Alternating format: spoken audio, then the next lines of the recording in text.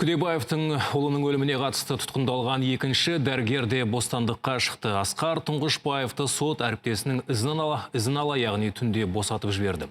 Дегенмен атышулы істе басты күдіктілердің бірі саналатын анестезиологқа аурухана бастығы Қанат Тезекбаевқа секілді қаладан кетуге рұқсат жоқ. Күдікті Асқар Тұңғышбаевқа қолданылған күзетпен ұстау түріндегі бұлтартпау шарасы ешқайда кетпеу және тиісті мінез-құлық туралы қолға түріндегі бұлтартпау шарасына өзгертілді. Анестезиологты босатуға қатысты сот отырысы түнгі сағат 10-да өткен. Үйінен шақыртылған судья дәйектердің жеткіліксіздігіне байланысты алдыңғы шешімді бұзып, Тұңғышбаевты сот залынан босатып жіберді.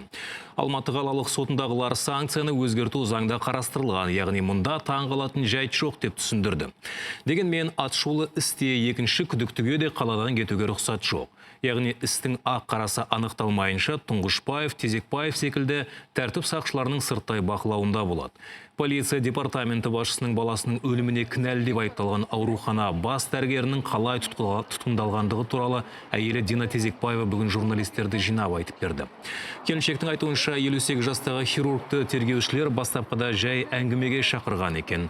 Содан қолына кісен салып алып қалған. Күйеуіне тағылған айыппен келіспей ашық хат жолдаған әйел ақ халаттыларға араша түскен президентке алғысын білдірді.